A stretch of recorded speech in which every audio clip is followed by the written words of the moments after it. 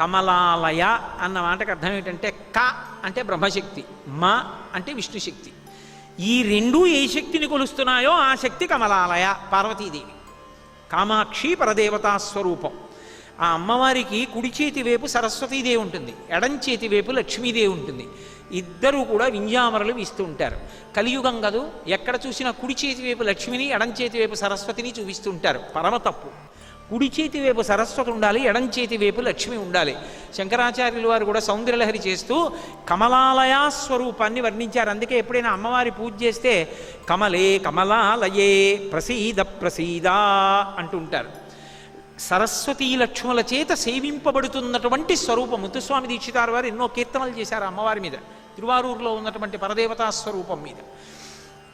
ఆమె సరస్వత్యా లక్ష్మ్యా విధిహరి సపత్నో విహరతే అని శంకరాచార్యుల వారు ఏదో ఆయన ఎటువంటి వైభవాన్ని పొందుతాడంటేట ఆ లక్ష్మీ సరస్వతుల చేత వింజామరలు వీయబడుతున్నటువంటి పరదేవతా స్వరూపానికి నమస్కరించినటువంటి వాడు, ఆ తల్లిని భక్తితో సేవించినవాడు ఎటువంటి స్థితిని పొందుతుంటాడంటే సరస్వత్యా లక్ష్మ్యా విధిహరి సపత్నో విహరతే.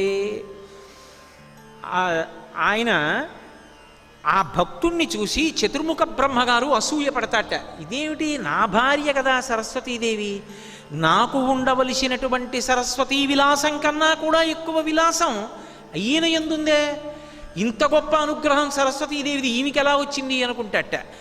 అంత గొప్ప సరస్వతీ కటాక్షం పొందుతాడు. రెండవది శ్రీ మహావిష్ణువు అనుకుంటారట, లక్ష్మి నా భార్య కదా, నేను పొందవలసిన ఐశ్వర్యం కన్నా వీడికి ఎక్కువ ఐశ్వర్యం ఉందేమిటి అని విష్ణువు తెల్లబోయేటంత ఐశ్వర్యాన్ని పొందుతాట. అంటే దాని అర్థం ఏమిటి? నిజంగా ఏదో అంత ఐశ్వర్యం అంత విజ్ఞానం అని కాదు. దాని అర్థం ఏమిటంటే ముందు సరస్వతిని చెప్పారు శంకరాచార్యుల వారు. అందుకు కమలాలయ. సరస్వతి కుడి చేతి వైపు ఉంటుంది. సరస్వతి లేని లక్ష్మి భయహేతు, పతనహేతు. సరస్వత్యా లక్ష్మ్యా విధిహరి సపత్నో విహరతే రతే పాతివ్రత్యం శిథిలయతి రమ్యేన వపుషా. సరస్వతీ కటాక్షం లక్ష్మీ కటాక్షం ఉన్నాయి. పొద్దున్న చూస్తే రాత్రి కల్లోకి వస్తాడు, అంత భయంకరంగా ఉంటాడు ఆయన. ఏమైనా ఉపయోగం ఉందా? ఉండదు. కానీ కమలాలయ, ఆ అమ్మవారిని కానీ సేవిస్తేట ఎటువంటి అదృష్టాన్ని పొందుతాడంటే ఆయన రతీదేవి కన్నా కూడా, రతీదేవి భర్త అయిన మన్మధుని యొక్క అందం కన్నా కూడా గొప్ప అందగాడవుతాట.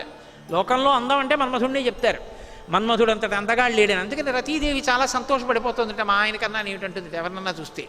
మళ్ళీ ఆ మన్మధుడి అందాన్ని తొలగదోయగలిగినటువంటి వాడు విష్ణువు, విష్ణువు అందాన్ని తొలగదోయగలిగిన వాడు శివుడు.